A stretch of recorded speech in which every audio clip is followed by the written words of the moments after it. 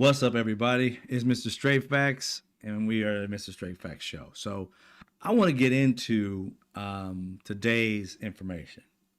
Now, this started on Saturday. Some of you guys watched it or not, or you just found out on Monday, today, that, what's up, DJ?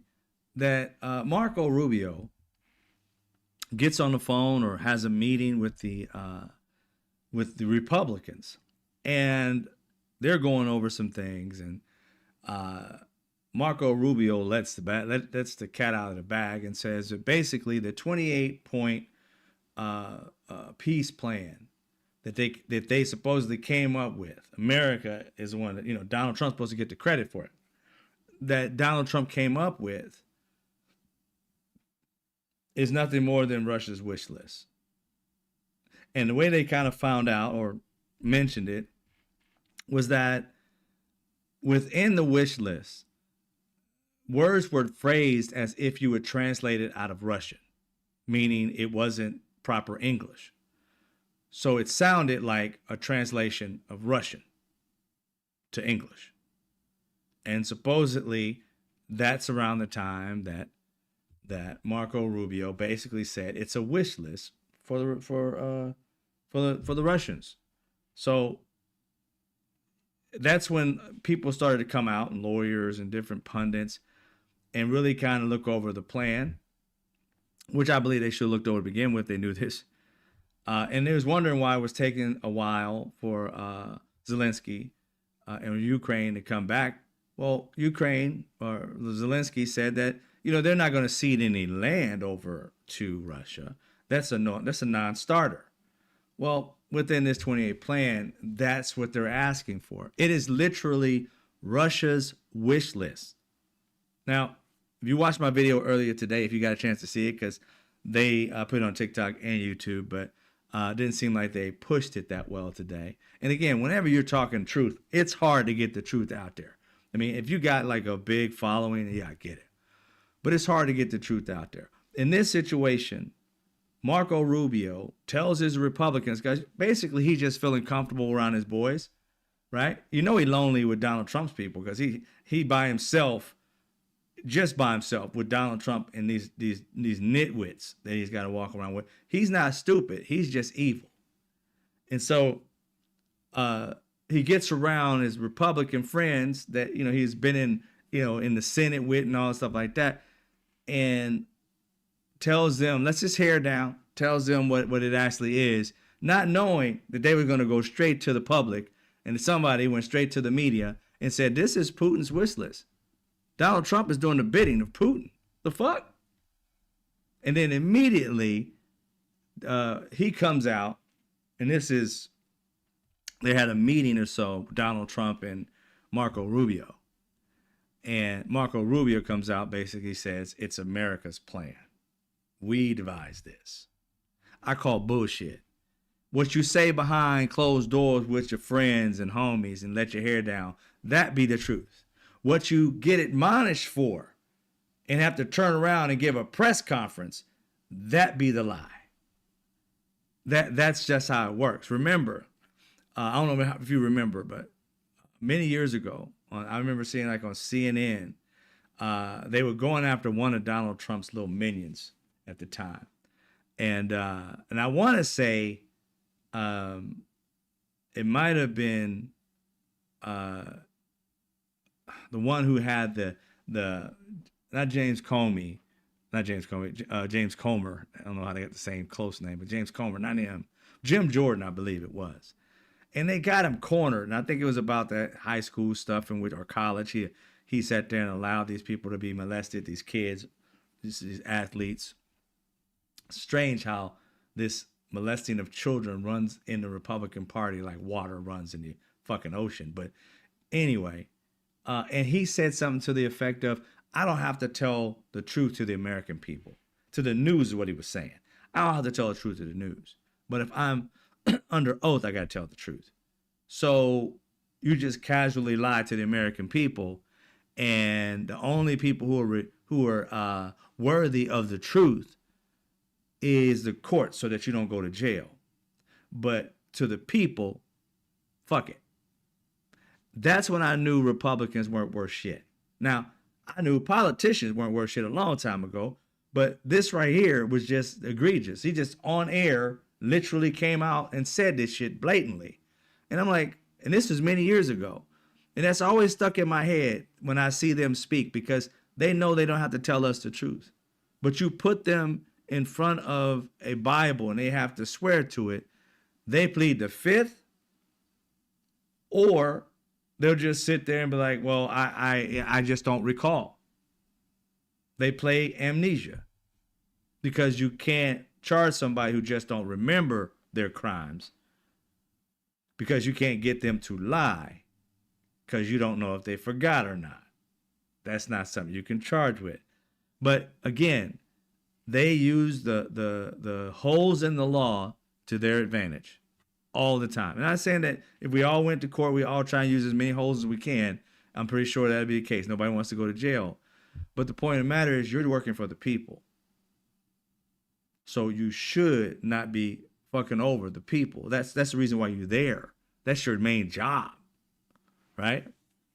But anyway, they don't have to tell the truth.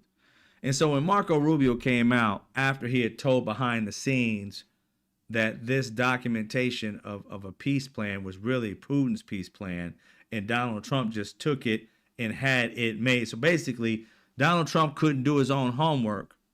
So he had Putin write it for him, had his people translate it, pass it off as his own. Was this Putin's plan to get Donald Trump a Nobel Peace Prize down the road? Give me what I want and I'll give you what you want.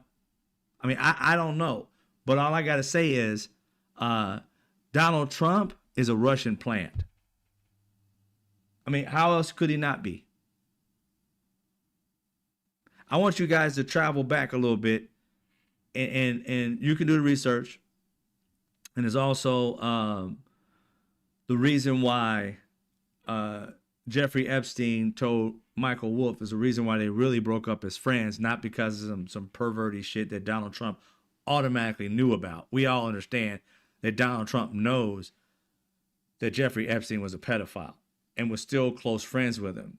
And I personally am not one to give him grace and say he wasn't one. I say he was one, Donald Trump, and has proven it in the public eye multiple times, saying so. And I'm not just going to sit here and just give him the benefit of the doubt. Fuck all that. So you can't tell me y'all broke up on some pedophile shit, because you both was in agreement with it and was cool with it. So more than likely, the only person that has a different story than on the pedophile shit is Jeffrey Epstein, whose his story is he was trying to buy a house for $30 million and had Donald Trump come over to look at the pool because it was his boy. Come over and see how I can design this pool, put it up the way I want it, and everything like that. If you're going to design the pool, you keep in that house. So Jeffrey Epstein wanted that house for himself, and Donald Trump went behind his back, offered $40 million, took the house out from under him, and ended up selling it for $90 million, making $50 million profit. But he knew Donald Trump didn't have that money. He knew that Donald Trump was getting that money through some kind of way of money laundering, through real estate. He couldn't figure it out. But many years later, he finds out, or I don't know how much the time frame was, he finds out that that house, the one he wanted, was sold for $90 million. I thought Donald Trump owned it, so that would mean that he made $40 million or $50 million somewhere. Now, just like Michael Wolff has been saying that Jeffrey Epstein told him, follow the money.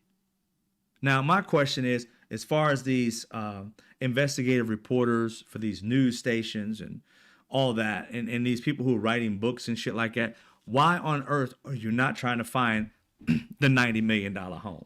There's not many homes that were sold in the area in which Michael Wolff is talking about for $90 million in this time frame.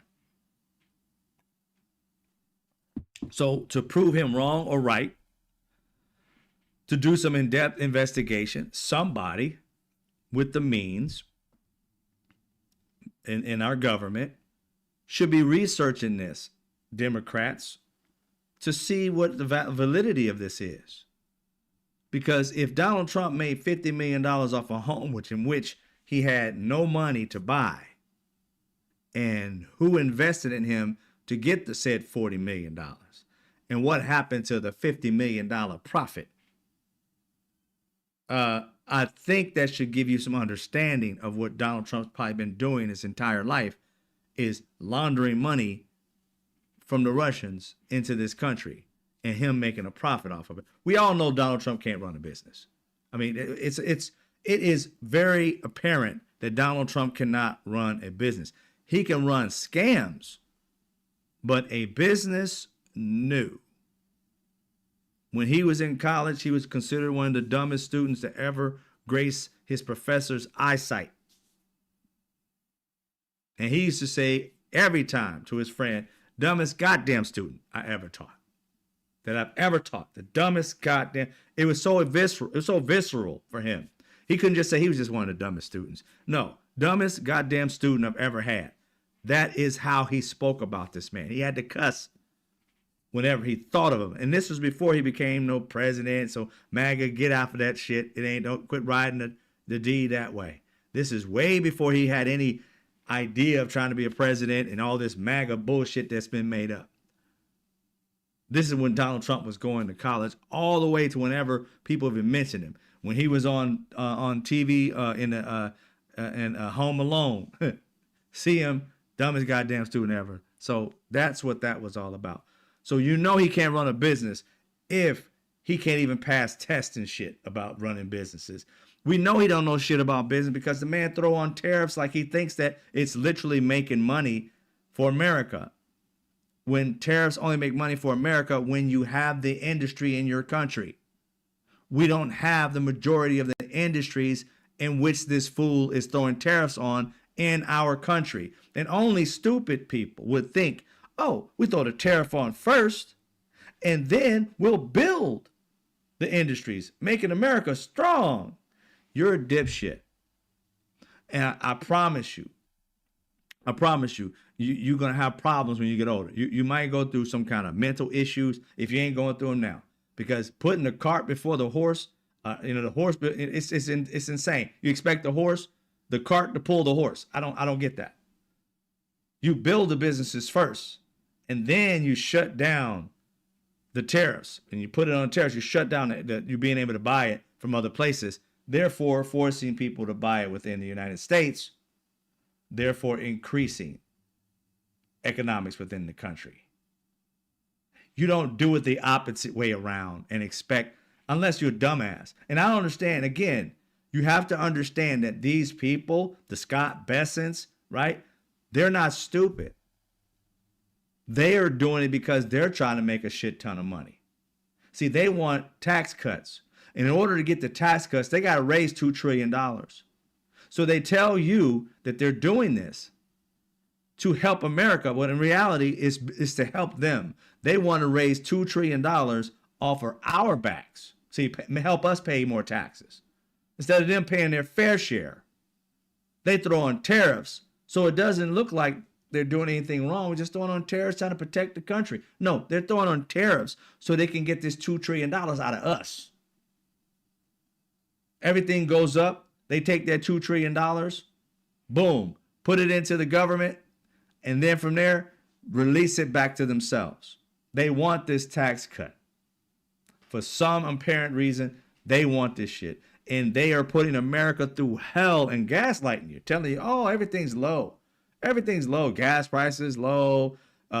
Inflation's not low, but core inflation's low. They keep trying to separate everything to kind of like, oh, let's pick something. Oh, you know what? Cat futures is low.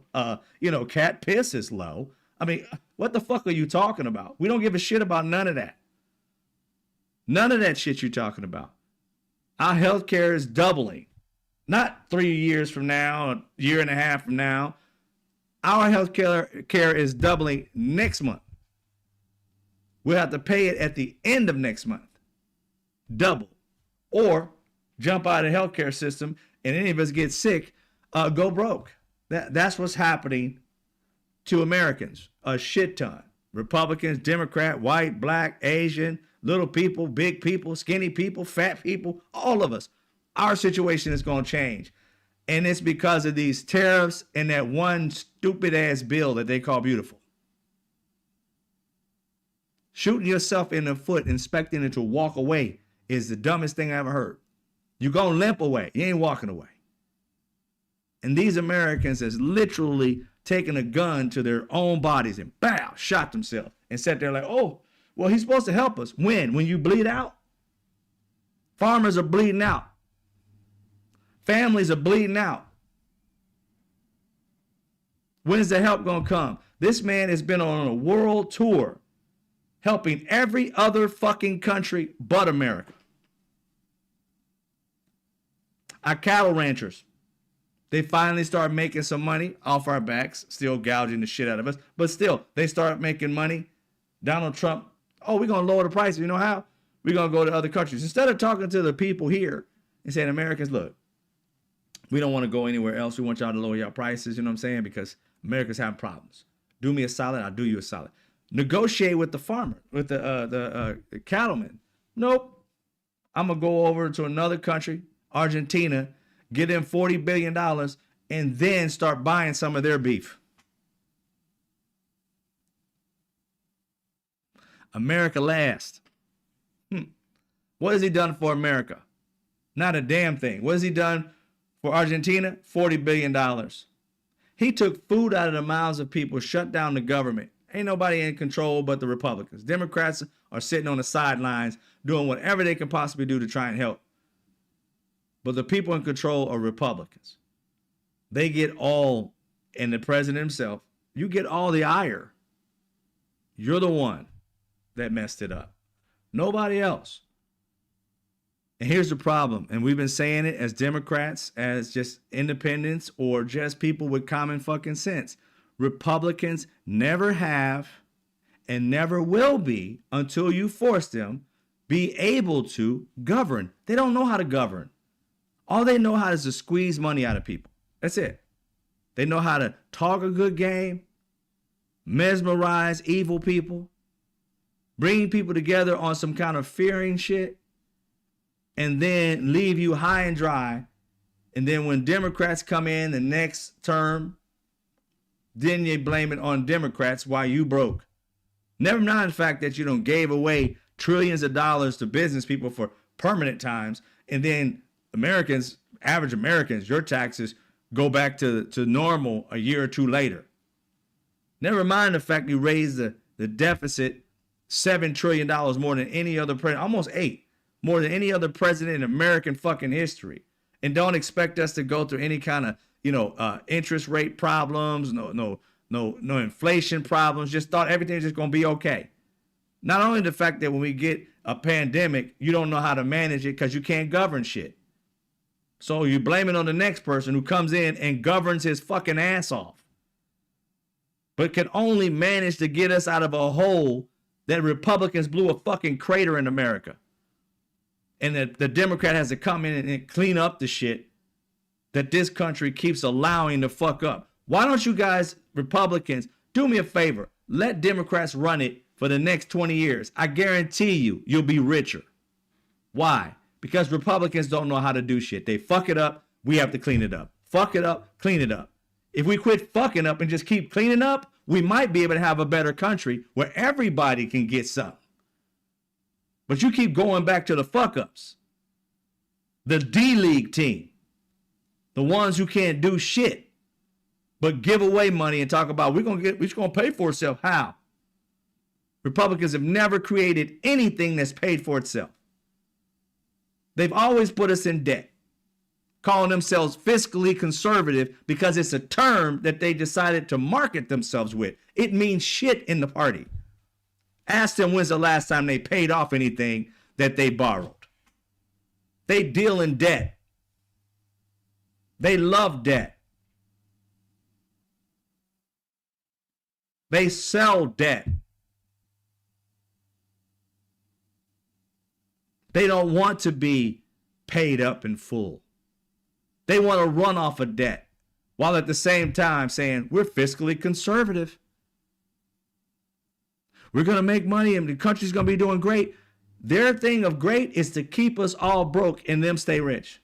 That's their idea of running a country. That's not how you govern a country. That's not even how you run a McDonald's. And these dipshits wanted a business person. Well, you should have got a business person. Donald Trump is a scam artist, not a business person. He can't run his businesses. His businesses sink. He has the illusion of running businesses because he scams the hell out of y'all. How do you think this man has made money?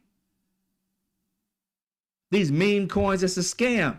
It don't even mean nothing. All it means is you can get close to a billionaire while he's few hundred millionaires, a few 100 million. You guys turned him into a billionaire because he sold you that he was a billionaire. Therefore, you bought shit that's worthless. Shit was worth like $75 when it came out. It's like 75 cents now. It didn't go that drastically, but it still was in the, like 70 something. It went down to like 10 something or whatever the hell it was. It's ridiculous. They knew that it was crap. Everybody who started it knew it was crap. It was all about his popularity and these idiots believing in that he's somebody when he's nobody. The biggest nobody to ever become president. It's terrible, but that's the truth. Hey, what's up, Follow on Fire? Glad you're doing better now. You said you were ill for a minute. Thank you for the donation. Hope you're feeling better. But it's just insane to me that we're going down this path as Americans. And it's crazy too, because I was watching, I don't know if y'all got a chance to see this clip earlier today. It was a clip from MSNBC, I believe. I keep forgetting her name. I think she comes on somewhere in the noon, whatever hour. But anyway, she had some guy on, and I think I wrote his name down, but she had some guy on. And one of the first things that she asked was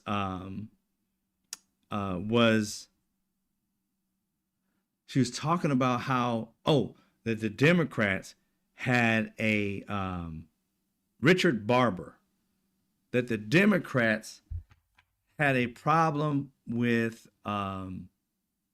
being a patriotism. I was like, Trick, what the fuck you talking about? What the fuck is she talking about? I was like, what do you mean the Democrats have a problem with patriotism? Meaning in her situation, this guy Barber came on, and sometimes when you guys put on pundits that y'all call like experts, I mean, again, he may be an expert at what he does. I'm not going to knock him at his profession, but don't speak for me. Please stop speaking for me. You know what I'm saying? It's ridiculous. When this guy talking about somebody did a poll or whatever, saying that American Democrats don't like America, whatever, and they're not, and the Republicans have the flag and they're all patriotic. That's bullshit. The flag, how the hell you call somebody patriotic? They got a flag with Donald Trump's name and face on it. And it looks like the American flag for some of them. Some of them it's a black flag. Some of them they ride these flags side by side. That is not patriotism. And I wish that you guys would stop allowing them to run the narrative on this bullshit. Just because I don't wave a flag around does not mean I'm not patriotic. I don't need to have a flag. The flag is in my heart. I love the country. I love the people. I don't have to run around and pretend. You remember, here's one thing that used to bug me so many years ago, and I don't know if people who may know this and have this thing, may have had this in their life or family member or whatever, but the biggest Bible thumping person was the hugest sinner that you've ever known. I used to walk around and go to church all the time with my mom and all that, and my aunts and uncles.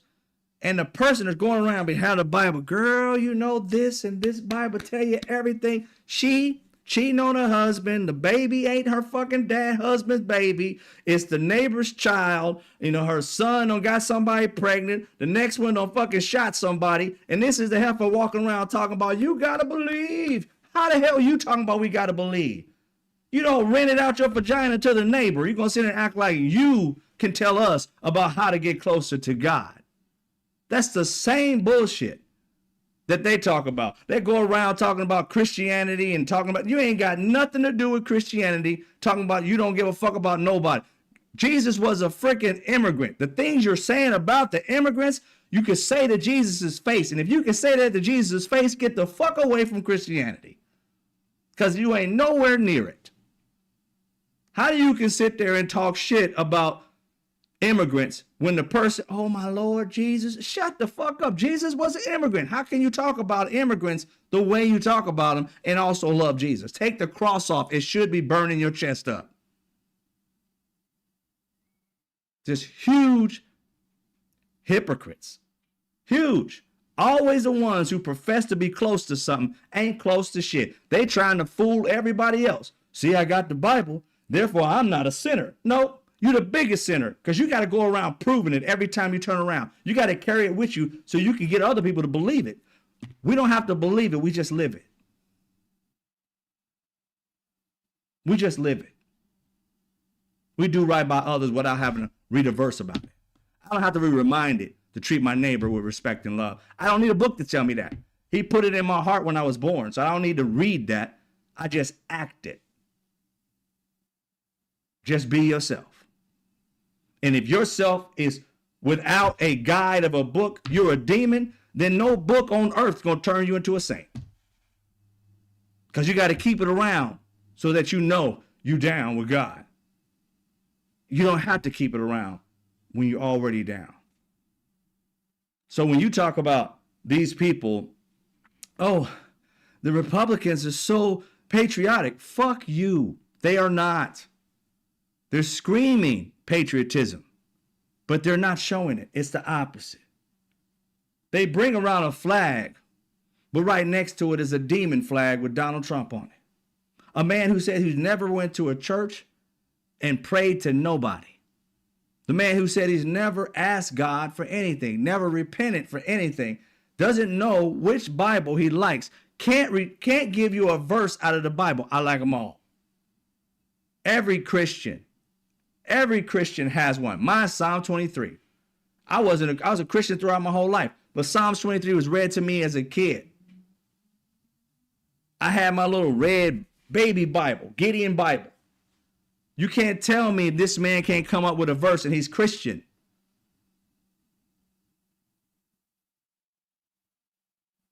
So all the gaslighting, all the bullshit. When I saw that on the news, and I just want to remember her name so I can give her the credit for the stupid shit she put on air today. But when I saw that on the news, it got me. I was like, nah, quit. Quit putting bullshit on air just so you can fill time. I'd rather your ass sit there and look at the camera and say nothing. Just keep it, because the shit you saying and spraying out here is the dumbest shit I ever heard. Gonna say that the Democrats have a problem with patriotism. No, we have a problem with liars and cheats and people who say they're one thing and they say another. When somebody's faced with a fact, they can't handle it, so they go to a whole different other world. They go to planet Cray Cray just so that they can be able to make sense of just stupidity. I can't compute facts and reality. Fly to fucking planet Cray Cray and come up with an alternative reality just so that you can cope. Instead of sitting your ass down and reading and comprehending the actual facts. No, the people trying to save democracy are the true patriots. The ones that see Donald Trump for what he actually fucking is, as opposed to blindly just walking around saying he hates people that I hate and he wants the things that I want. And if God asked for it, if I asked for it, God should give it to me. So that must be of Christ that if I get what I want, God gave it to me. That shit is what they believe. And none of that's Christian, none of that's patriotism, and none of that's loving America and democracy. All of that is just some self-centered bullshit. Self-centered bullshit. And I'm going to see MSNBC. It's MS Now, I guess, whatever it is. I want to see who that is, because I'm going to give her credit for her shows. Her show,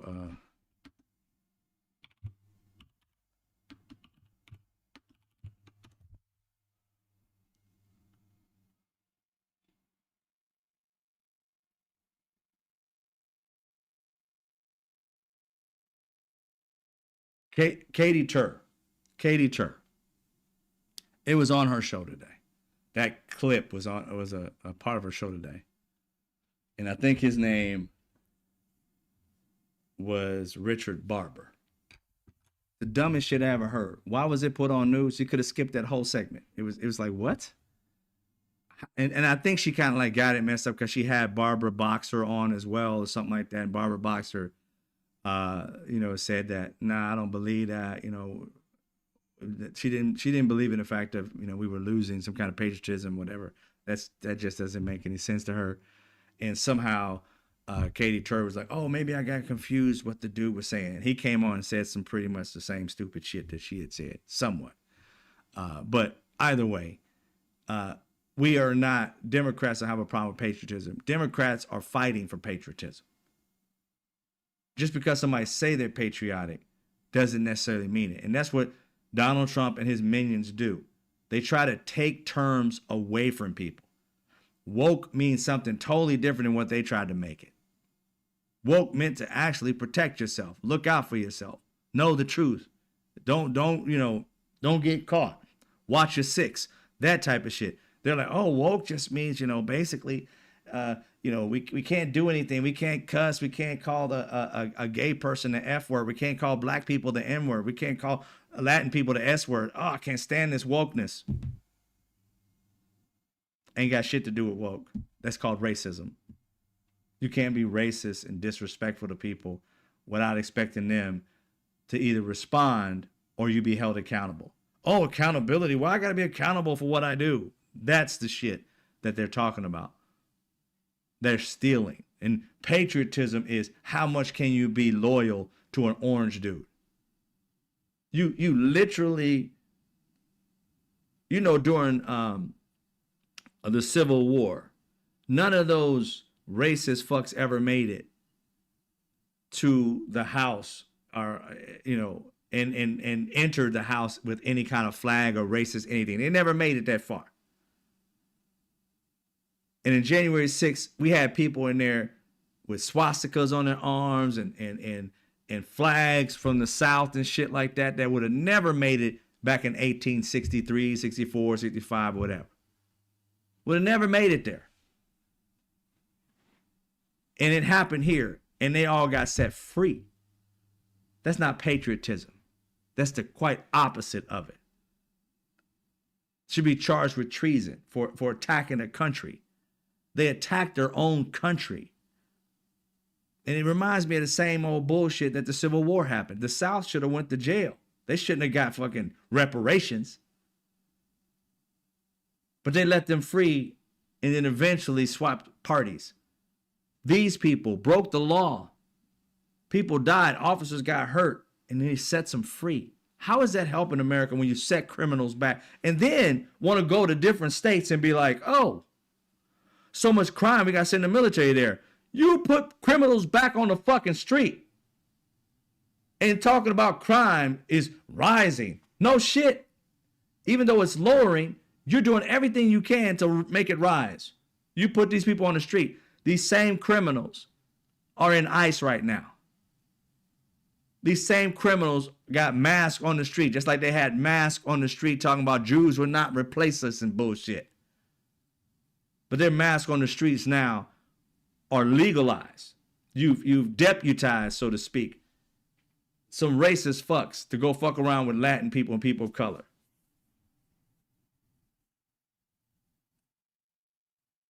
And that's not patriotism, Katie Tur. That's terrorism.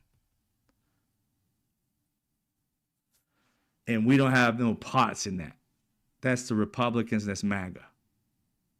And before I even get off of this real quick, there's something that has been kind of, I don't know what to use, but it's been pissing me the F off. I was thinking about, let me put your messages up. I was thinking about, why is it? There you go. Why is it that Democrats are responsible to save democracy?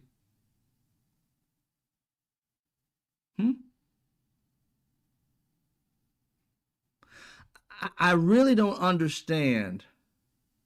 Let's look back and pay attention to what happened. They started the Tea Party many, many years ago. Many different races was in it. You had a bunch of coons and white people and others. And they were tired of the Republican Party either losing or whatever the hell it is. They put millions of dollars behind all this stuff, and later on would start podcasts and pay these podcast people thousands and hundreds of thousands and even millions of dollars to send out their propaganda. And they did so. While doing that, when gradually as Democrats and people who were, liberal or whatever, or independent started their podcasts and so forth, they were doing it with no money behind them, just the facts, right? And while Republicans, these MAGA people, before they even became MAGA, you're talking about way back, even back then, when it was the Tea Party, before it gradually became MAGA and QAnon and shit, they were getting paid by millionaires and billionaires, putting it out everywhere. The biggest radio and podcast stuff were Republicans when it was talking about politics. Everybody else with facts and so forth weren't big. They were very small. They didn't receive money from think tanks and shit like that, hundreds of thousands of dollars. All at the same time that these Republicans and these right-leaning people are receiving millions of dollars to pump the propaganda out there. They were talking about Democrats are getting paid. They're not loyal. They're getting paid. They're getting paid. They don't believe this stuff, blah, blah, blah, blah. You're like, we ain't getting paid shit. All the while, they were getting paid. And once we found out they're getting paid hundreds of thousands and millions of dollars doing shit, their show didn't end. It kept going. They weren't considered like bad people and something was wrong with them that they were receiving money.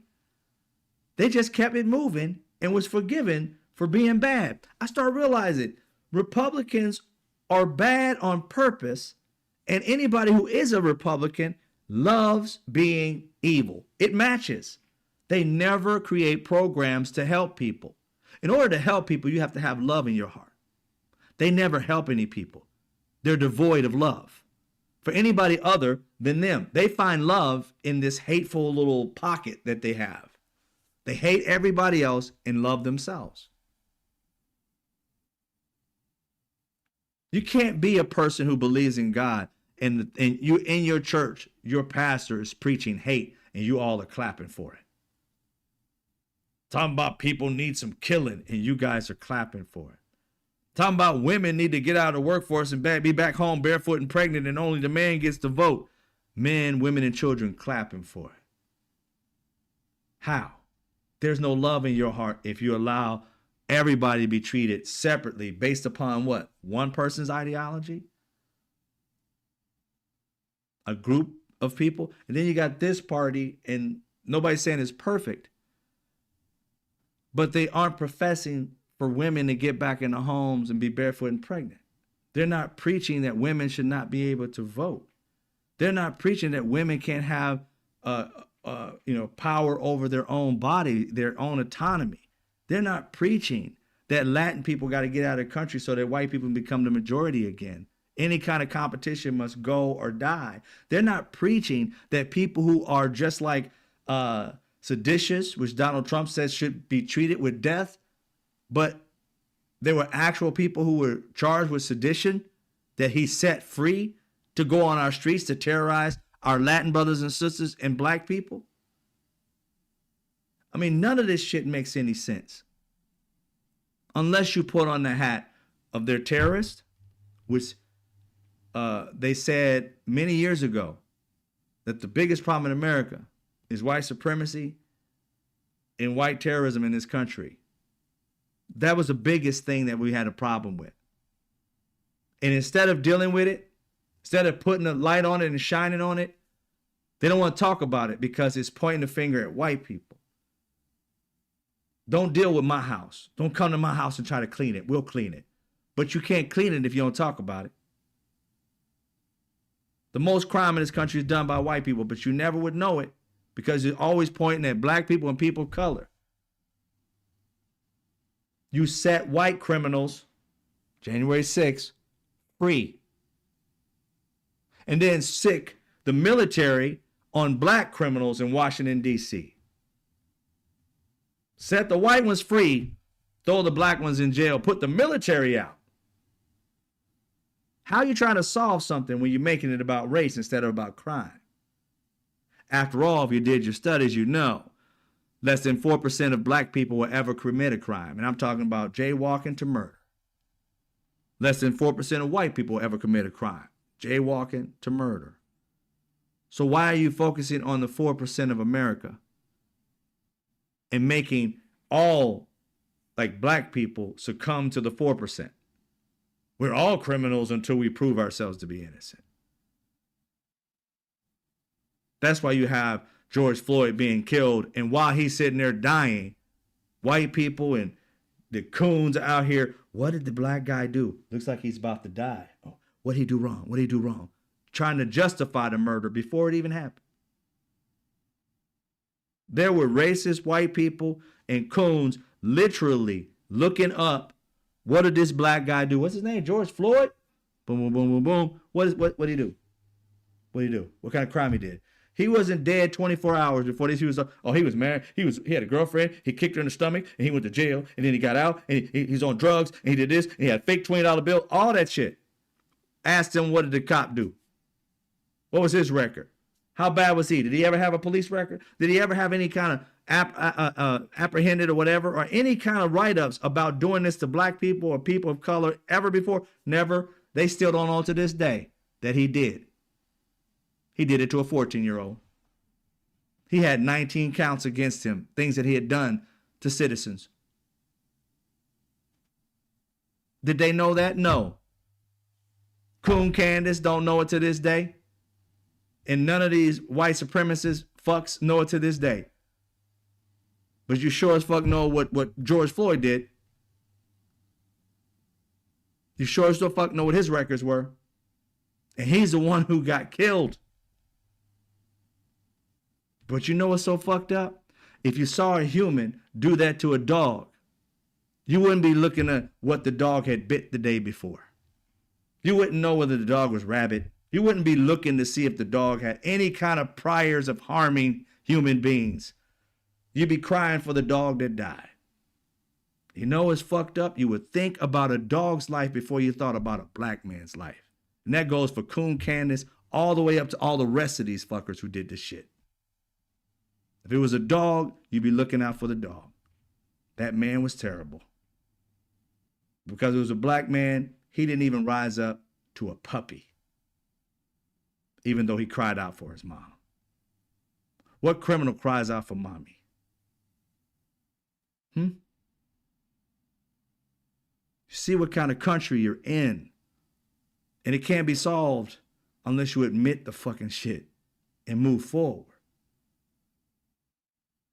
You can't sit here and say it's not a racist country while we watch racist shit happen. You can't say this isn't a sexist country when we watch sexist shit happen. We can't say that there's no such thing as white privilege when we see a shit ton of white people committing crimes in January 6th and all get let go and then rehired, and then to put some of these people in the actual government and pay them with our tax dollars. There are these seditionists working in the White House right now getting money off of us when they were trying to destroy America and take it over. And the only thing that's keeping this country from attacking those people is because they're white people. Put the faces of black people and Latin people doing what these white people did. Do you think they would have got let go? Do you think they would be working for the White House right now? Do you think any of that shit, as far as American citizens, you would allow that shit? And you know the answer is fuck no. So why are we allowing it? Why do we just let that shit fly? Why wasn't there a huge protest about them leaving? Why is it that Ghislaine Maxwell, why aren't we like protesting the shit out of that?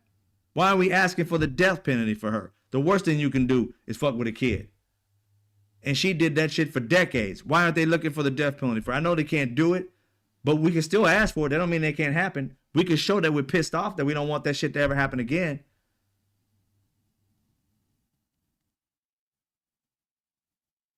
We just let it fly. Just let it go. Move on to the next thing. Like I said, I tell the truth. I'm not here to make people feel good. I'm here to make people understand and face facts. We can't change shit if we don't face shit. Can't change it till you face it.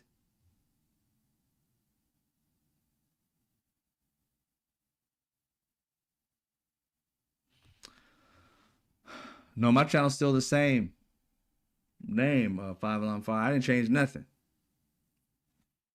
I haven't changed a thing. Let me see. Yeah, no, this is the right account. I don't know what that's all about, but thank you for the donation. I appreciate it, brother.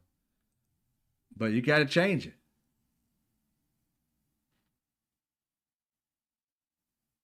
Right, KB? I'm like, it's scary that people don't even rise a human being, a black human being, up to a dog. You feel me?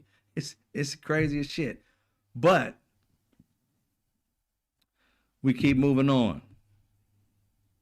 And I dare say, when you talk about being a patriot, and I know people ain't gonna like this, but I'm gonna say it. I think the biggest patriot in this country are black people. With all the shit that we've been fucked with for 400 fucking years or plus, we still fight for this country. When you just saw random white people having to wear masks to save the next brother or sister next to them that may have an ailment or a sickness, they fucking flipped out. We were slaves in this country. And we're still patriots to this country. We still love this country. We still profess to love this country. And we still fight to be having for other people's rights. I haven't seen anybody fight for our rights. I haven't seen a bunch of people fighting for other people's rights throughout the years. I've always seen black people and black leaders fighting for everybody. When they have a right to not give a fuck about nobody. Because nobody gives a fuck about them. Every problem they got to fight it.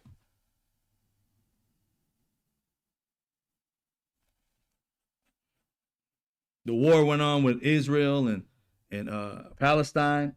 You had Jewish people like, why ain't black people fighting for us? What the fuck are you talking about? The way people fight today is the way black people fought. They mimic what we do to get what they want to get done. When Asian people had that Asian hate plan thing they was trying to get signed, I think it was under Biden. It might have been under Trump. I can't remember. I marched with it. What did they do? Same shit that Martin Luther King did. Point out the Asian group back in the day that did what Martin Luther King did, that started it. No, it wasn't. It was black people. I consider them the most patriotic, because why the fuck would you want to be a part of a country that never gave a fuck about you? Why would you fight and die for a country that wouldn't fight and die for your rights just to live normally in this country? You fight for a country that still wants to kill you just because you fucking black. You fight for a country and love a country that when you walk out the door, you're not promised to bring your black ass back. Because there's people out there, just because you're black, they hate you. Why should we be patriotic? Though we are. We're the only culture that's patriotic when the country's never been patriotic toward us. So yeah, I think black people own the patriotic title. So Katie Tur and all these other white supremacist groups, fuck y'all. You haven't had nobody step on your necks. You haven't had nobody fuck you over left and right. You haven't hired somebody who didn't hire you because your name was Jamal. You haven't had somebody just disrespect the fact that your daughter was taken or whatever it was, but she's black. You didn't show up as an officer because it was a black community. You haven't had that shit happen to you. You've been poor and you find yourself with a trouble trying to be a patriot. We've been way worse than that. and we're still patriotic, still trying to solve problems for all people. So I think that's more patriotic than anybody who don't step up and do shit for nobody but their fucking self, them and their family. We've died for millions of fucking families, black, white, Latin, Asian. Our people have died for all of that. No wars, just everyday fucking life war. So I can't stand when people try to tell what we are and what we aren't. You go through life living what we had to go through and tell me you still be a patriot. Some of these people wouldn't even wear a fucking mask and thought it was not patriotic. You can't tell me to wear a mask. My whole life is all fucked up because I wear a mask. Tearing up stores. Slapping people. Calling police on them because they were dog watching. All this bullshit. And we're patriotic with all that shit against us at all fucking times. This ain't like a one-off. This is every fucking day. Don't tell me about patriotism. You haven't gotten to my people's level yet on it. We didn't have to go to war in any particular war and put up a gun. We fight every fucking day. When there's no war out, black people are still going through war in this fucking country. When's the last time anybody non-white has told their kids how to fucking live outside their own fucking door in Chicago and Mississippi and New York, in every 50 fucking states? Nobody has to tell their kids how to fucking live in a country they're supposed to be free in. How to speak around certain white people because you can't tell which one is racist or not. None of y'all go through that shit but black people. Give me nothing about patriotism. You know shit of it.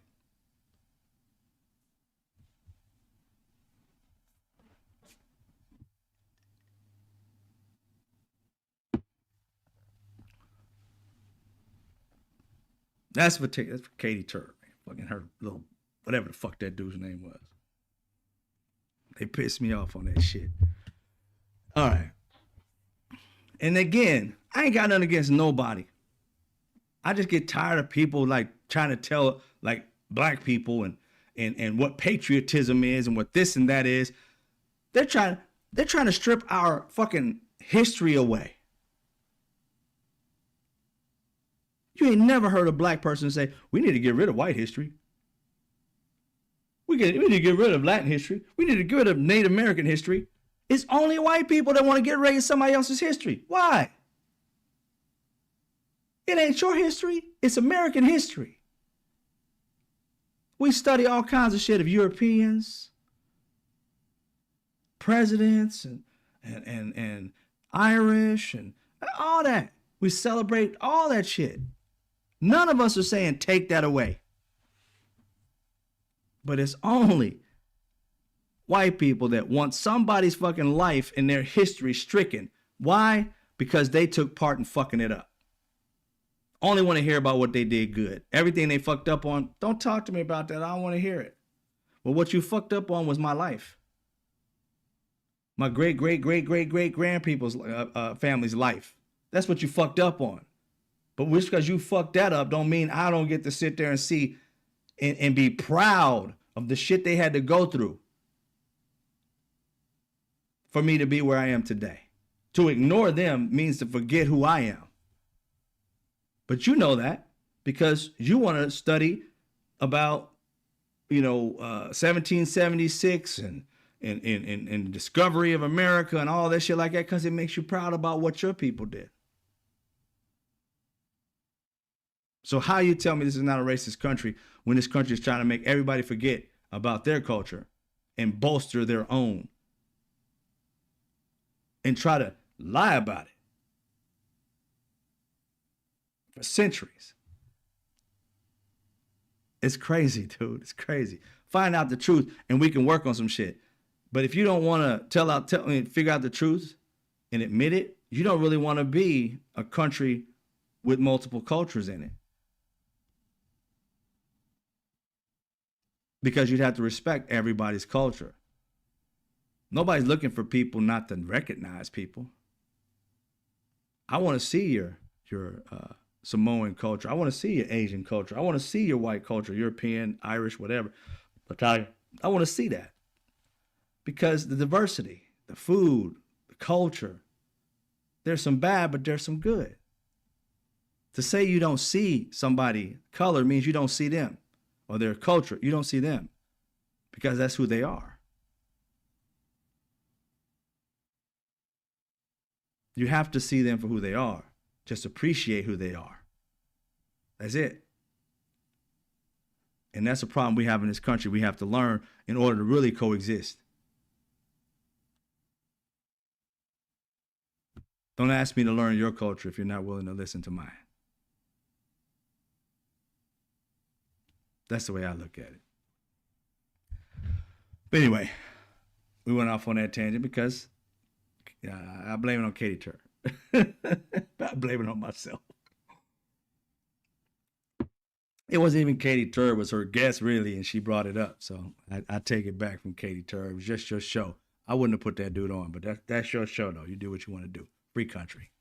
But I'm a light into everybody who bring on stupid people that just don't make any sense talking about patriotism. Anyway, what's up? What is that? I'm proud to darken it down with my wife. Don't come get me. I fought in 4 wars and I armed to the teeth. Try me, right?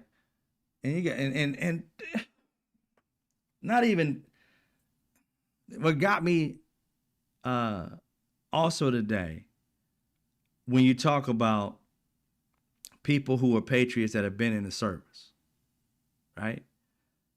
Donald Trump's bone spurs. I myself can't say anything about when you talk about military, like patriotism and loving their country and fighting for their country. I can't talk about that.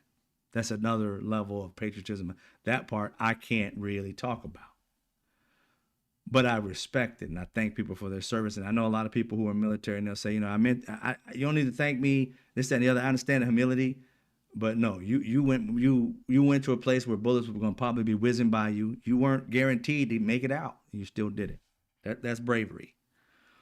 And when Donald Trump and the department or whatever it is decided that they were going to go after one of the Democrats, I can't remember his last name, is Mark, I believe, the one who was an astronaut, certain military.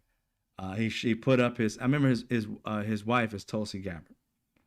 And, you know, the types of things that Donald Trump said that put them in the position that they're in, Tulsi Gabbard faced. And so did Donald Trump, supposedly, with the ear thing. I don't know what happened there, but Tulsi Gabbard actually went through it. Her husband. With them talking about trying to court-martial him and bring him back in so they can court-martial him, that to me is just despicable. A man who served his country loyally. And he did nothing but tell American citizens and the military the actual law, or at least the rule within the military, that you're not allowed to follow an unlawful order. That's it. And they wanted to justify that. And what people don't even talk about is the fact that they have, and I even bring up one of the 6 Democrats brought it up only once, but hasn't brought it up since. And I'm wondering why they aren't just literally saying this from the rooftops. They don't have to mention names, but they got phone calls, emails, and letters from military men and women asking them this question over and over again. Making the video was basically them saying, you know what, let's just make it mass instead of just answering every one of these emails coming in. Our military women and men are really having hard times and questions about following illegal orders. They don't have anybody to support them. You know, they get court-martialed, go to jail, whatever. They're scared. So to have somebody that has some sort of immunity of speech, which the House and the Senate have, representatives, and you know that personally, if you recently, rather, where it was displayed, when Marjorie Taylor Greene said that she has no problems mentioning names if these women are scared, because basically she has immunity. She can get out on the floor and speak and have immunity as a representative. So these people, as representatives, have that right, that immunity to be able to speak. And what they did was literally tell the truth. Now, how are you going to court martial somebody for telling the truth about don't follow any unlawful order? Had they got out there and said, don't follow any of this fool's orders, oh yeah, that's bad. That's bad. But unlawful, they're just basically asking these people, if you feel like it's bad, go check with the lawyers or whatever it is, whatever force that is. Somebody told me it was JAG. Somebody told me it wasn't. But whomever it is that's the legal military lawyers, and ask. Whatever that department's called. And if they say it's legal, then you must do it. If they say it's illegal, then you must. Ain't no question. Must not. Why? Because you have no immunity. If you do said act and it turns out it was illegal, you can be charged. Donald Trump may not be, but you will be. Because you followed an unlawful order, and that's what you were told as a military person you can't do. And you got to think about it. What if you had a rogue, head or captain or whatever that told you to go shoot somebody or, go on a mission to take out somebody that's an American citizen? He's your superior, right? Now, if you follow that order and you unalive that citizen, you're going to jail. Even if they find out that that dude told you to do it and you was in the military, you're not covered. These are the things that kind of like keep, you got to think about it. You go to war, something's going to go off, either in your head or somewhere. Something's going to go off. And you're going to have, if you're out there unaliving people, PTSD, you're going to have some kind of issue. Right? And so with that happening, you may hallucinate. You may think that you're back at war again, and there's weapons nearby. You may take somebody out while you're in this phase. So you're going to be charged with that regardless. And this is a situation, just don't listen to, they shouldn't listen to these orders. And all military men and women recognize that there are some things that Donald Trump has asked the military to do that has been unlawful. But they didn't mention any particular thing, because nothing that they tell them that, hey, go check it out and figure it out. So therefore, it's like, I'm not going to tell you what it is. Go figure it out. There is no insurrection in this country, so military being on our streets is not something that should be happening. It's unlawful. I'm going to name one. Nobody else been naming one. It's unlawful to put military on our streets when we really don't have an insurrection going on. They're making up this bullshit, calling it an insurrection. Where's the insurrection? Just crime in America? Crime in America is every day. Every country has crime, so it's an insurrection forever then, I guess. Military be on the street forever. It makes no sense. That's unlawful. But nobody's saying it. I'll say it. The only way they can call to do this if it's an insurrection, and there isn't one.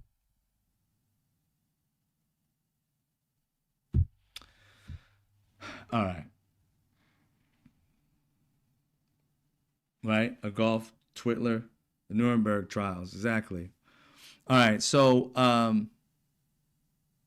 today you had Marco Rubio, I said it, come out and basically say that the Russians wrote the peace treaty for Ukraine. And then he said it, he didn't say it to us, he said it to the Republicans. And then the Republicans went out and read it. And then he comes out, Marco Rubio, and tries to fix it and talks about we had one of the greatest meetings ever known to man. It was just so awesome. We're so close. Oh my God, we had such a great time. This American deal with Russia and all that. And everybody has a say so in it. But it just went so great today.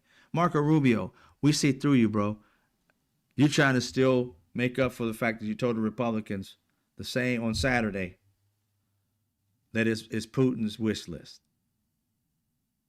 There are things written in it that translate that way through Russian. It's not written in perfect English. So it was known that through your group of Republicans that something was awry, and you told them. Then you negated that and said it didn't happen. Why would these Republicans who kissed Donald Trump's bottom lie about something like this? I don't know. I'm confused by even the fact that they even mentioned it.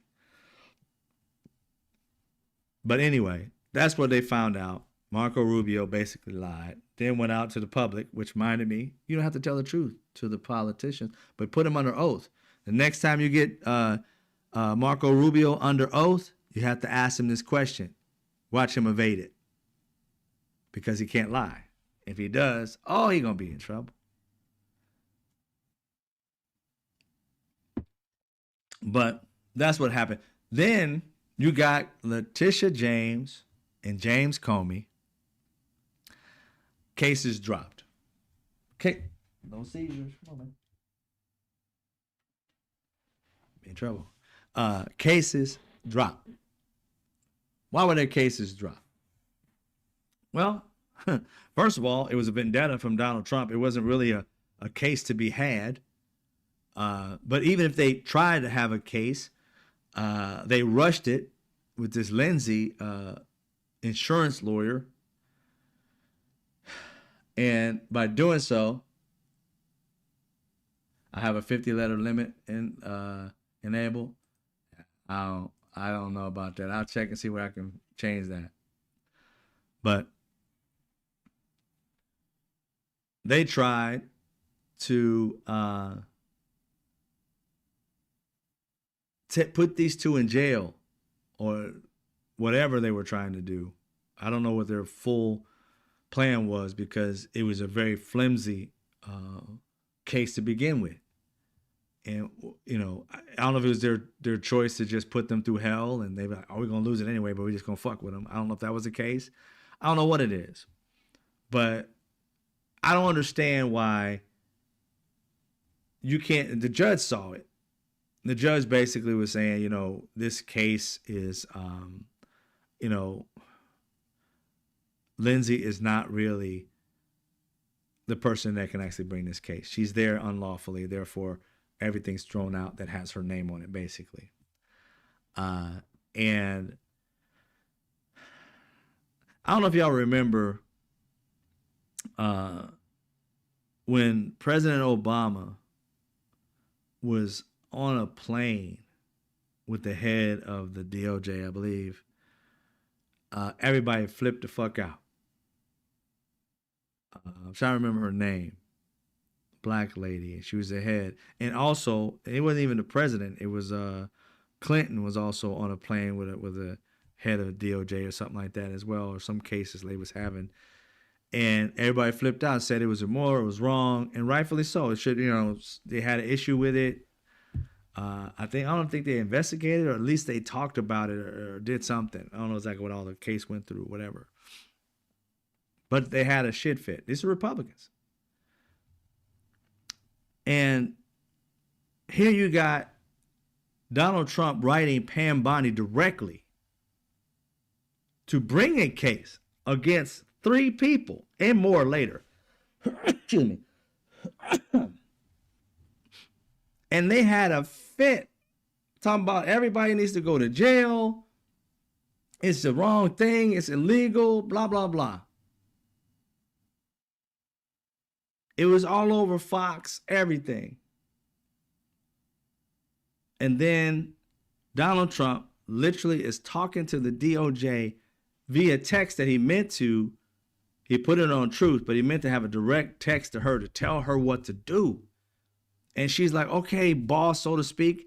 And she does it like immediately. Why? Because they was running out of time to get James Comey. James Comey had like 5 days or something like that on his the limitations. And they just snuck right in it. The dude was like, I ain't doing it. And he was a Republican, like a MAGA dude that said, I can't do this. He knew his job. He's like, nah, I can't do that, man, because he don't really have anything on them. Resign, quit, get out, fired, whatever happened. He leaves. Then this Lindsay comes in, and she's an insurance lawyer, never did this prosecution shit, never tried this, none whatsoever. And it shows she got it 100% wrong. And just does some of the most horrific things in the courtroom.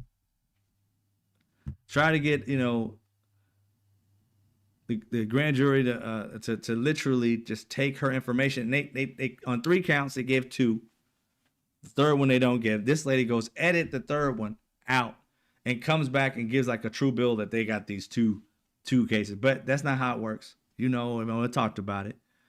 If you don't get all 3, then you have to go back and the ones you did get, put those on an individual file again, and then come to the same, jury, or at least have another grand jury. I don't know if you have to pick new people. I don't know that rule. And they have to say yay and yay to both of these 2. And then that's your little true bill to actually say, now we got a case. We can indict them. They bypassed that. And then told the court, that's what we did. Didn't even know that that's what you're not supposed to do. James Comey and all them, this trick is stupid. It gets thrown out. Both James Comey and Letitia James are their cases are over. But before the end of the day, Pam Bondi said that they're going to appeal it. And they knew this was going to happen. But if the appeal doesn't go through, it's over. Why? Because, well, at least for James Comey. Because James Comey, statute of limitations is over. The judge who ruled on this and killed it today said so much, as in like, can't see another reason. You can't charge him again. The limitations is over. So they're going to try and appeal it. And if they get it appealed, I know they're going to go to the next higher court, wherever that is. They're going to try and take it to the Supreme Court. And the Supreme Court is all fucked up for Donald Trump, all MAGA, majority MAGA. They'll try and overturn it. So it's not over because of those minions in the Supreme Court. So it's going to continue. But if it finally comes down that they can't do anything, James Comey's over, his statute of limitations. But they might keep up with Letitia James. We don't know. So they're still fighting. But you got Eric Holder was one, Dennis. Yeah, Eric Holder was one too. But it was one with Obama and somebody else. And I know Eric Holder was on a plane with somebody else too. But I'll look it up and try to remember. I don't want to put the name out there and get it all wrong. But the point was they went batshit crazy when a Democrat leader sat next to a head of one of the DOJ or the FBI or something like that while they were going through a case. And he was like, that's a big deal. And here it is, Donald Trump literally texting somebody who's in a trial. And not only that, dude, I'm talking about, not only did he text and tell Pam Bondi to start a case on something, he's done it more than once with her. And then asked her, to do, John Brennan and all these other people. I think they did something wrong. Matter of fact, I'm going to tell them. I think that, your station needs to have your FCC license. We got a good guy that works at the FCC that I think I need to call him. He's literally in front of everybody, breaking every law constitutionally in front of everybody's face. And I'm like, what are you going to do about this? Nothing.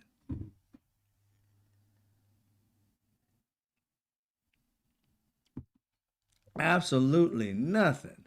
It's the craziest thing. But they had Pam Bondi responded to it. Or better yet, first let's listen to what James Comey had to say. It was inspirational, to be quite honest.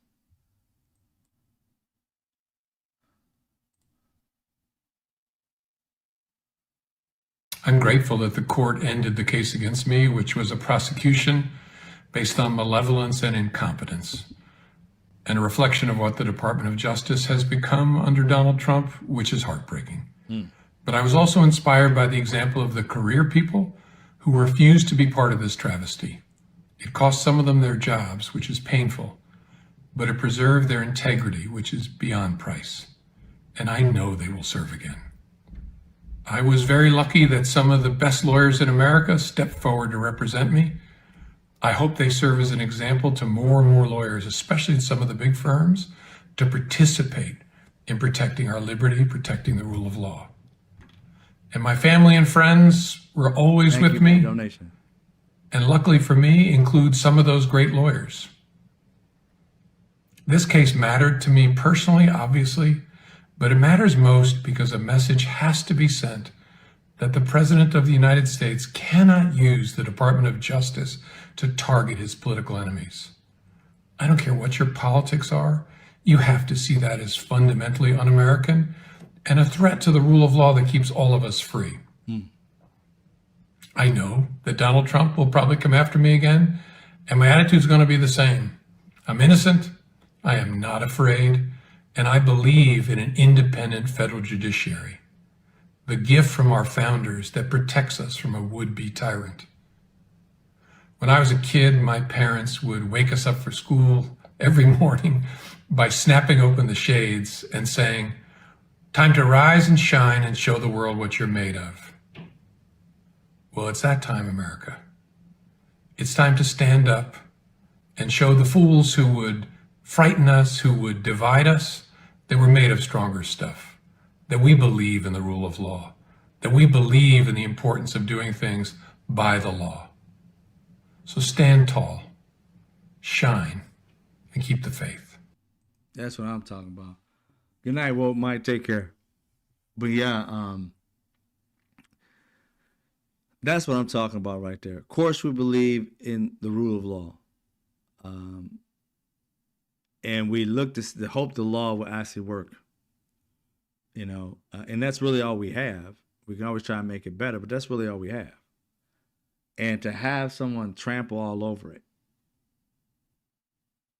to have Pam Bondi and Kash Patel and all these people trample all over the laws and try to tell people to follow the law. I'm like, you're breaking it every 5 seconds. And you're out here trying to enforce laws while breaking them. It's the craziest thing. How can you break the laws every time you turn around and be telling everybody else, hey, rules for thee, not for me. The rules for thee, it ain't for me. And I heard like one, I can't remember his name right now. I'm looking at it and I'm trying to picture the guy. But I remember he I want to say he's a senator maybe. But he said these particular words is that that the Republicans, the people who were heading up FBI, CIA, and all these other factions, DOJ, they have to understand that. And this person was confident. Said, when we win the House and the Senate, which we believe we will in 2026, whatever it is, be prepared to be investigated. Be prepared. Because the things that you're doing are basically illegal. You know it. And Donald Trump's not going to be around forever. And you're going to have to face the consequences. That, to me, is 100%. Dems, leadership Dems, you have to understand these people have to meet their responsibilities. You got to hold them fully accountable for what they're doing. Just like the Epstein files and the people in them need to be held accountable, all these MAGA people breaking laws, all these ICE people that they hired that are pretty much white supremacists breaking laws, every last one of them should be dealt with. And I don't want to hear no white privilege bullshit. I don't want to hear they didn't know. I don't want to hear that they were in the military for 45 years. They followed these orders. They knew they were unlawful. I don't give a shit.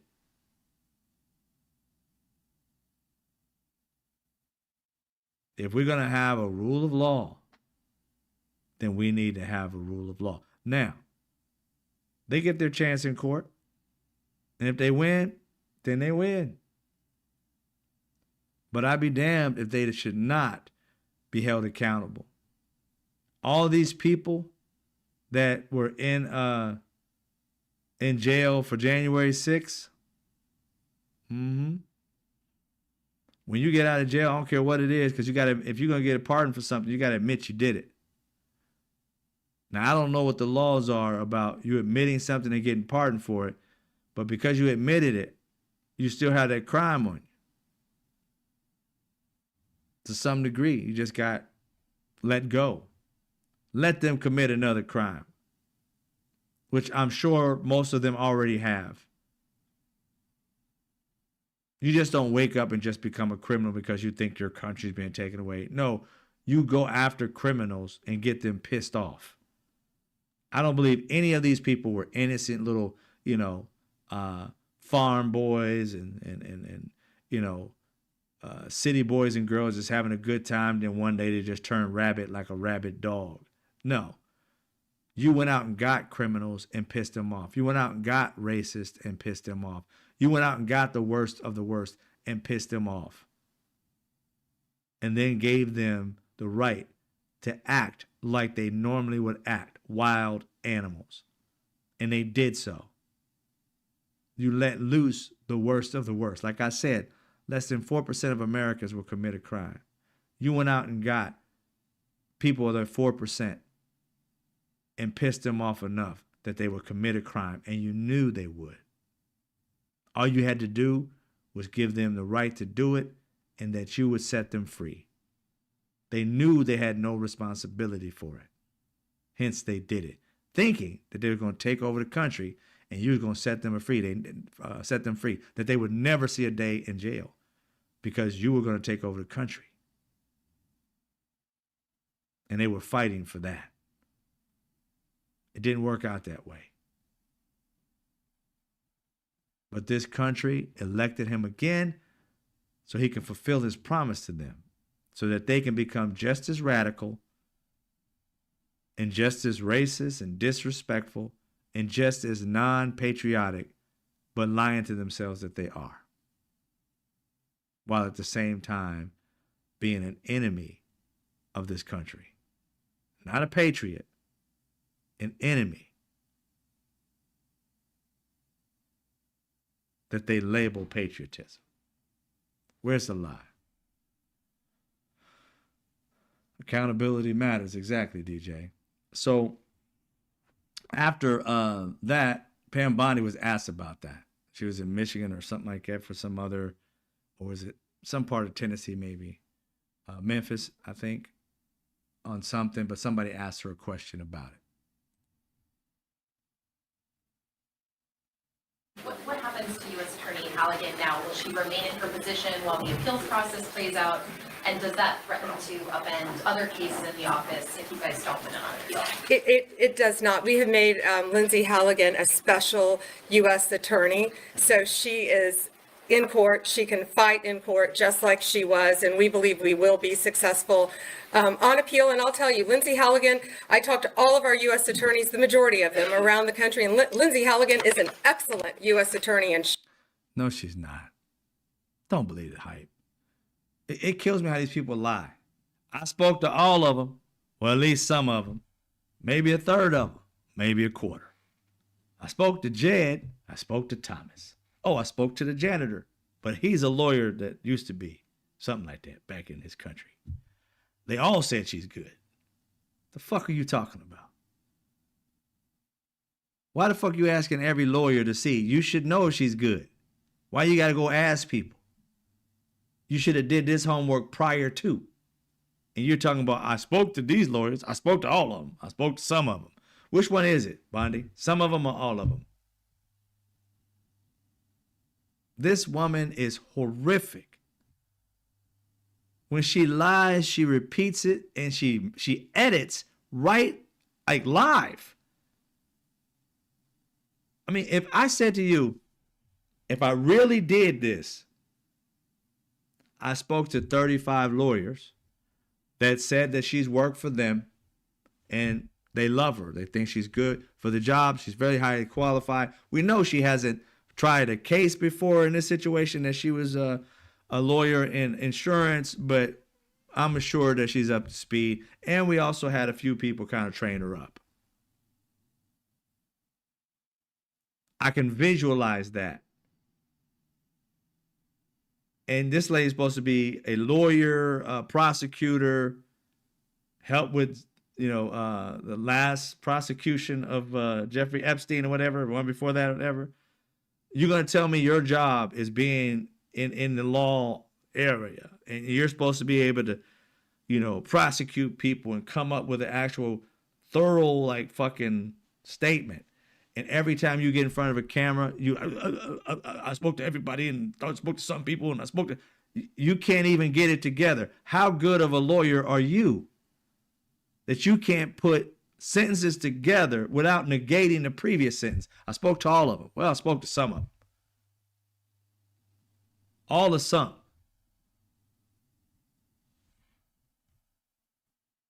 Shame on them for not wanting her in office. Thank you all. Okay, and then if I could just get your reaction to the James Comey with Sure. James cases being dropped today. Back in Washington, James Comey put out a video. He said this matters most because a message has to be sent. The President of the United States cannot use the Department of Justice to target his political enemies. Your reaction to the cases being dropped into that specific message? Sure, we'll be taking all available legal action, including an immediate appeal, to hold Letitia James and James Comey accountable for their unlawful conduct. What is your reaction to his statement? I'm going to keep going on this. I'm not worried about someone who has been charged with a very serious crime. His alleged actions were a betrayal of public trust. So. Very serious crime. His crime is that he supposedly lied to the House or Senate, one of the two, and there wasn't any evidence that he lied. The evidence is that the person whom said that James Comey said something, is it Peter Strzok or something like that, one of the other FBI agents, said they notified James Comey about something, and he said that they could go ahead and do whatever they were doing. It's okay. James Comey's like, nah, I never said that shit. And then later, the dude who lied basically said, he never said that. I said this, whatever. So the person you're after is the other guy, not the one that you can't prove he did it, because the dude who said that he did do it recanted it and said he didn't. I lied. That's the dude you need to go after, the liar. But he did something so egregious that we got to get him. Never mind January 6th. Never mind the fact that the people that you have investigating these people, the guy who brought about the cases of these housing frauds from these politicians, whether it be Letitia James or others. That guy is supposedly under investigation now. I don't know who's investigating him. It's kind of crazy, but for his tactics in which he went about trying to do these things, deputizing people who are not qualified to be deputized and not qualified to be able to see any of this information whatsoever, because it's private information. I don't know what level of privacy is at, but it's something that they can't see, and therefore they were out here gathering up information behind the scenes illegally. This is the people they hire, the criminals, and then you get mad when they criminaling. I made that word up, but it's like when they out there criming, you out here mad at the criming now. But Donald Trump ain't mad. That's what he hired them for, to crime. That's what they're there for. You're a thug. You're a criminal. Okay, got a suit on. All right, you white. Okay, cool. Go ahead and do some crime for me. And because you're white, they ain't gonna look at you as a criminal. They're gonna give you a second, third, fourth, fifth, 75th chance. Because he's just a good white guy. He's making good money. He's got a family. You know, he just made a mistake. Let him go back home so he can come back and make another crime. And you catch him 3 years later. Oh, he's a good white guy doing pretty well for his family. This might as well let him go. 75 crimes later, he's still a good white guy trying to do for his family. Let him go. Any other race, oh, he's got to meet his maker. He's got to go. Death penalty. Jaywalking, death penalty. Yep, death penalty. Anyway. Parking lot attorney, Dennis. Yeah, Lena Haba. I mean, Jesus Christ. And anyway, those are the types of things that just shocks me.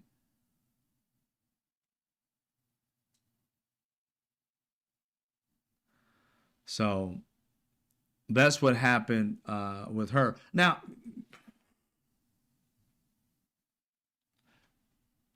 Caroline Levitt, this dense chick came out. And I'm like, is she a lawyer? I had to look her up. I'm like, she ain't a lawyer. I mean, did she study law or something? I don't know. But I know she just, White House representative speaking for them and all that shit. I understand that. But why is she coming out and speaking on it? And she came out with the authority, like this chick would have been a lawyer for 75 years and she knew what she was talking about. I'm like, you graduated from college in 2019. You ain't nothing but COVID grown. You feel me? You go in 2019. You became an adult and got a job. COVID is as much of her career is COVID. 2019, she graduates. She is literally COVID grown. You ain't but that much older than COVID. You know what I'm saying? It's like, what the fuck? You out here, why are you in this position? Because you're a sycophant, for one. You were trained like a Stepford wife to speak. But the shit she says is just outright. How do you know this, ma'am? Other than just speaking like a robot as they told you to do what you do. It's insane to me. But listen to this woman speak. She's a kid. Lindsay Callaghan was legally appointed, and that's the administration's position. I know there was a judge who is clearly trying to shield Letitia James and James Comey from receiving accountability, and that's why they took this unprecedented. Start it back over. Callaghan was legally appointed, and that's the administration's position. I know there was a judge who is clearly trying to shield Letitia James and James Comey from. They're blaming judges. They're blaming judges for, she said that Lindsay was hired legally. She was not. She was not. If you paid attention to what happened, the guy before Lindsay, a MAGA himself, but had the common sense to realize and do his homework, even a MAGA, told them, there's no case here, guys. Donald Trump wanted it, so they tried to figure something out. Either this dude does what we asked him to do, or he can resign. He's fired and get out of here. So the dude supposedly resigns as opposed to getting fired. I still say fired, just giving an option to resign so it doesn't look bad on his resume, I guess. But he gets kicked out. 3 days later, not even 3 days, she's in the office. There's only 5 days left on James Comey, who's going to run out. They get this woman who has been his sidekick for a minute. You've seen her with him every once in a while, which is Lindsay. And I don't know if she was assistant or what. I don't know what she was to him, but she would be around in the background every once in a while in videos. She gets appointed the position. The position is not something you're supposed to be appointed. First off, the first guy was in there for more than 120 days. After 120 days, I think it's either attorney general or somebody else, another entity, gets to pick the next person. And then they're supposed to go through being validated by the House and the Senate. You know what I'm saying? To be able to go into their position. So that 120 days had passed before this dude resigned.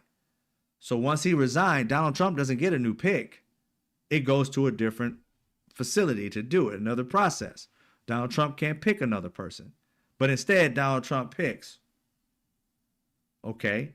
Constitutionally, which there's Constitution is the law, constitutionally he can't.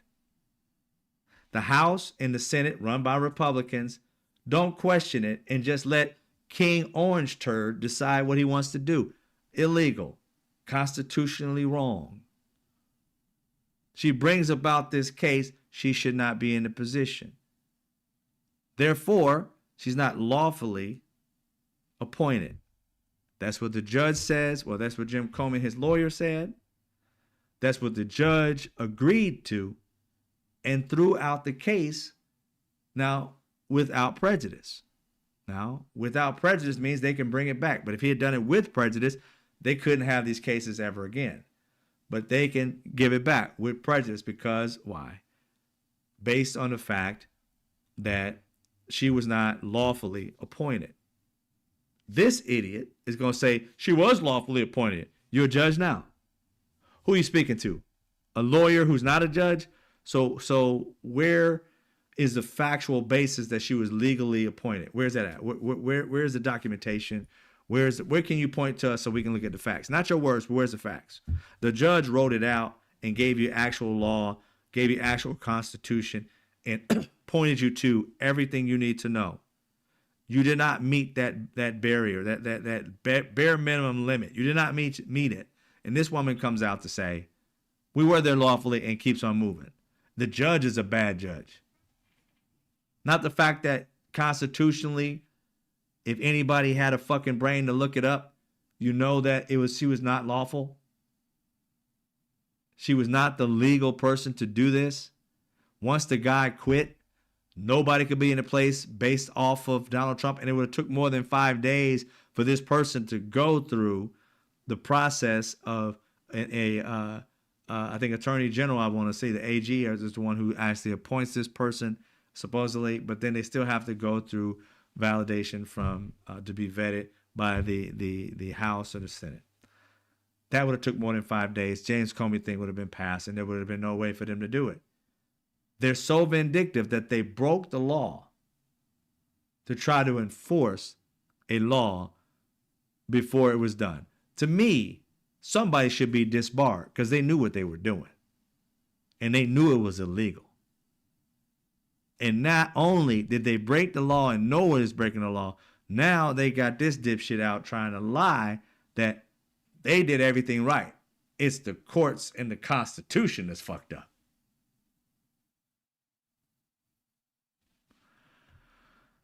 From receiving accountability, and that's why they took this unprecedented action to throw away the indictments against these two individuals.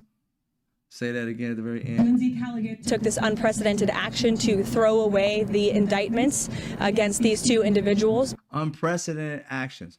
Tell me what's the precedent? See, they never give you anything, bro. They don't give you no factual basis whatsoever. It's like, it's unprecedented. Where is it? First of all, it's unprecedented. The unprecedented part was bringing this case. Every lawyer, prosecutor said no, there's nothing there.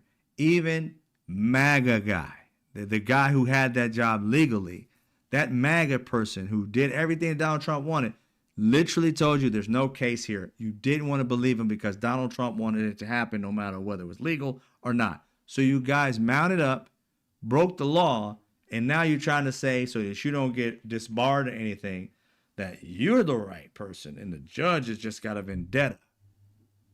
Why would the judge have a vendetta toward you guys?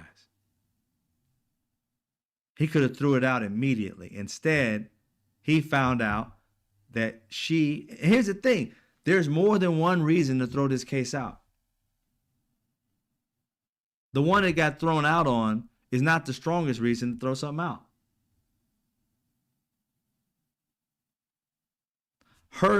The true bill, the period of getting to these two indictments on Comey when she put up 3 and all she did was go edit out the third one and bring it back as if she just pitched 2 of them, that itself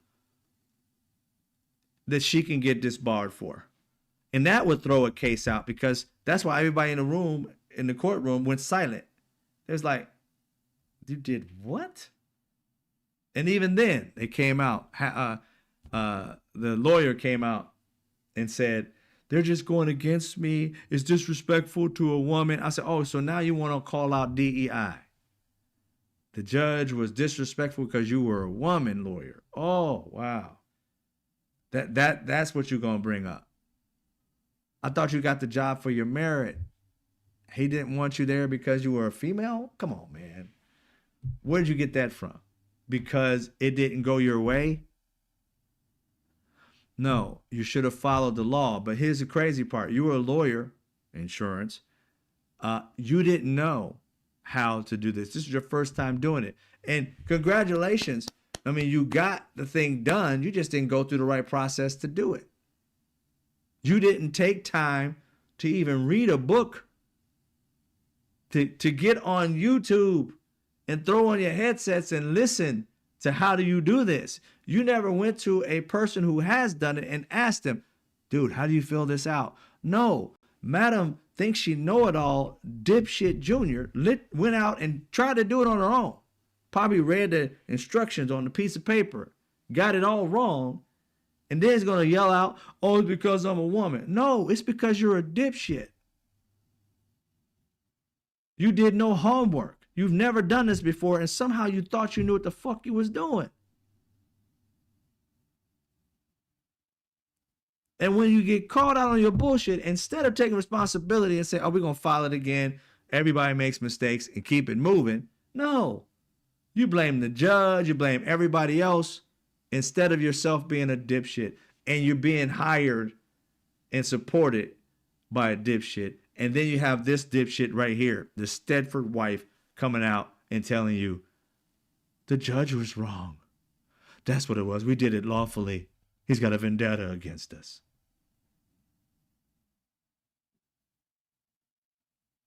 Never take responsibility for none of their fucking actions. You just can't say, we effed up, we're going to fix it. No. It's everybody's fault but yours. Nobody filled out this paperwork but you guys. And you're going to blame a judge that you filled it out improperly. Useless. Just useless human beings. What happened? Sorry for your loss, well, Mike. I don't know what it is though. I mean,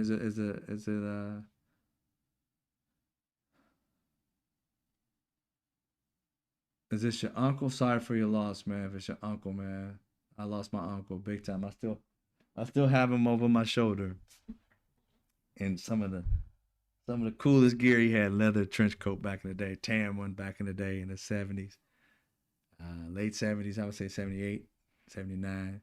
Sorry for your loss, bro. Then Earl Shot. That's for 99. That's so funny. Earl Shot. That was a good one, Dennis. Yeah. So she literally sat there and pretended like she knew something about law. Didn't even look nothing up. Didn't give you any kind of precedent. None whatsoever. Nothing. Just told you, it was lawful. It was not. It was not. So what we learned, ladies and gentlemen, we learned that Donald Trump is a simp for Russia, and that I believe he's a Russian asset, because why in the world would you make a peace deal for Ukraine and throw in everything that Russia wants and throw in nothing that Ukraine wants? This man, at every turn, Putin, has basically backslapped the shit out of Trump, made him look like a fool, a complete numbskull, an idiot, a dipshit, an orange buffoon. Every time that Putin is around Donald Trump, he salivates. Donald Trump is the one that gets nutted on. And he turns around and acts like, well, I'm strong, and you're not strong, bro. You're not strong. You are a prostitute for Putin. Clinton gave you something better. He called you Putin's puppet. You are Putin's prostitute. Because every time you bend over, he sticks it to you. And all you do is say, thank you. Can I have another? You literally took what Putin wanted, rewrote that shit, translated it, had to translate it with some kind of stupid software because the way it was written, it sounded like it was translated from Russian. That's how they figured it out. And Marco Rubio literally says that's what it is, his wish list, thinking that his boys are going to keep their mouth shut. They didn't, thank God. And now we find out that Donald Trump is a Russian plant. And maybe he did do something with Bubba that Putin has. I've always said that Putin had something on Trump. Way back in his first presidency, when that man went to speak to Putin, and our government was saying that Putin had done some things, try to mess with our government and our voting and all stuff like that in our country. And then he comes out of a room with him by himself and says, I don't know why it would be Putin. Our intelligence agency says it's him. And you're saying, as the president of the United States, you're supposed to be protecting America. You come out with Putin's process of saying Putin is right. Our government and CIA and intelligence is all wrong. That Putin took you back in a room and got you to believe. He probably went back there and stuck you. He came back out, was like, oh, feeling all lovey-dovey. Because there's no way in hell you came out of that room and was a wussy compared to a president. Everybody was looking at you except for these MAGA dipshits like, did he just throw America under the bus like that? I knew he was a Russian simp back then. I just didn't know how deep it was. Here it is, trying to get peace and a Nobel Peace Prize by giving Putin everything he wants. You understand, ladies and gentlemen, Putin gets everything he wants. America's less safe, not more safe. And do you understand the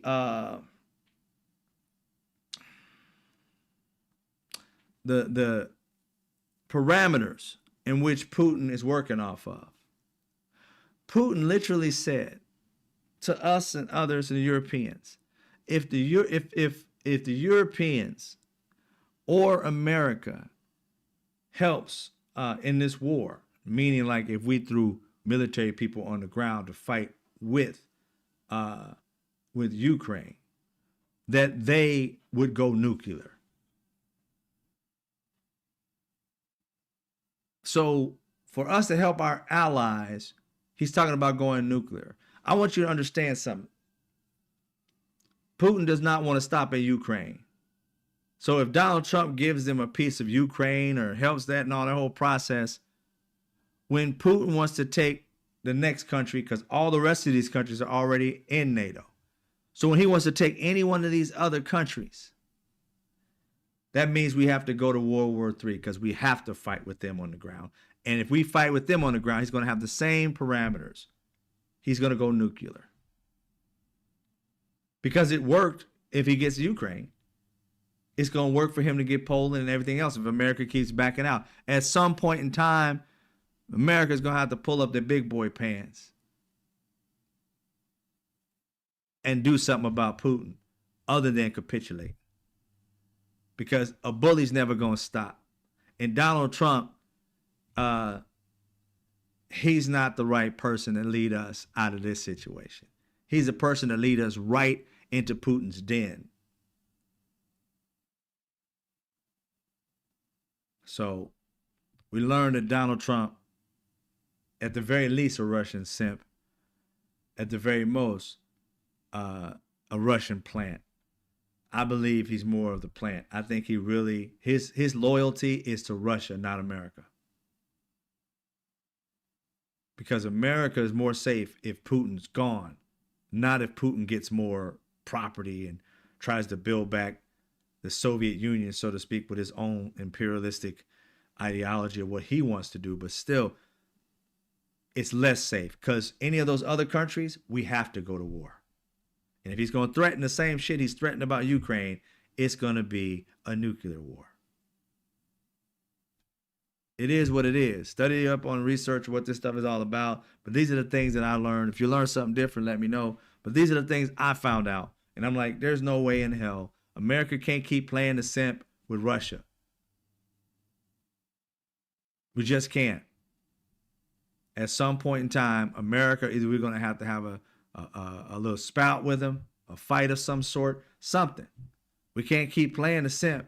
And Donald Trump keeps pushing us, making us look like big time wussies. We're supposed to be helping our allies and Donald Trump's selling them down the river. What do you think the rest of the countries that are our allies are thinking when they see Donald Trump fucking over Ukraine like that?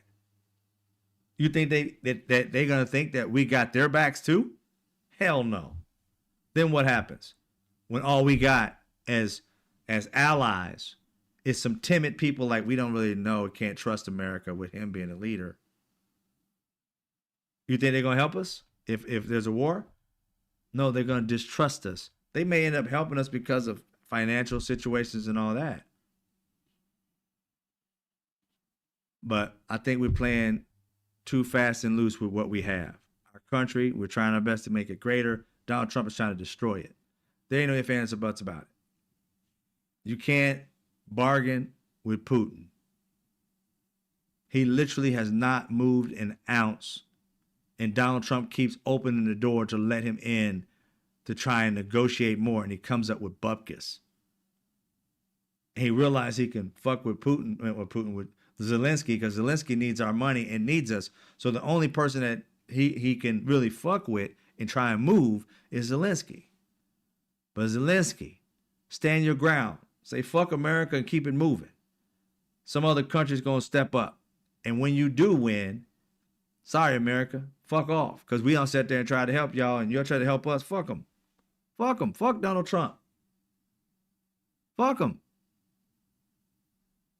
If this dude is going to continue to fuck with y'all, fuck him. Continue to lead you down a path to hand you over to Putin. Fuck him. Find some other people that's going to be loyal to you. We would. If you guys weren't loyal to us, we'd find somebody else. Find what's good for y'all. And fuck Donald Trump. America, when we get back on, the Democrats or whatever group of people we get into there next that really give a damn about people, then we'll be able to help Ukraine the way we should help them. Even Biden should have helped them more. There's a reason that Putin wants this country back. It's because he hates us. And somehow he's got us in the palm of his hand. When you think about Putin and Donald Trump, who do you think is the strongest?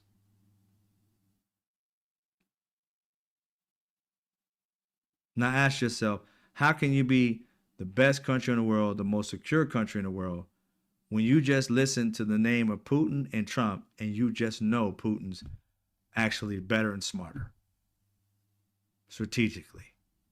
He would whoop Donald Trump's ass. He would outthink Donald Trump.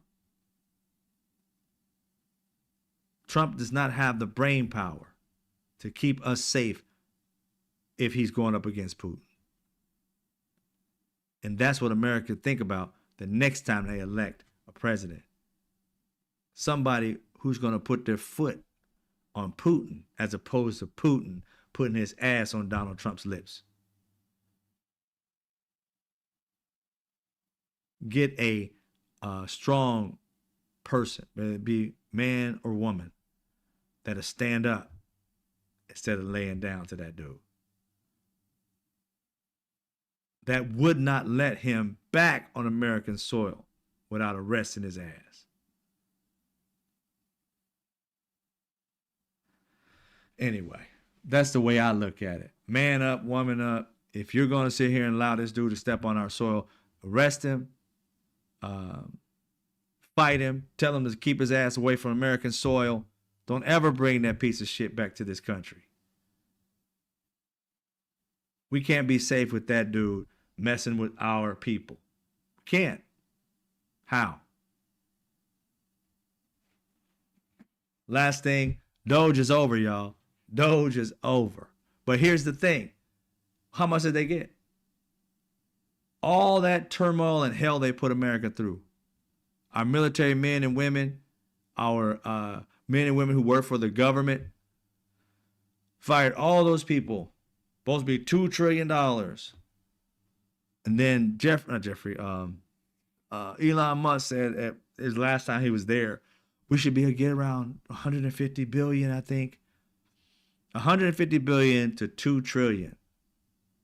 And like I said, do your homework. As soon as Doge was over, not now, but when when Elon Musk left Doge, he realized he wasn't going to get $2 trillion out of it.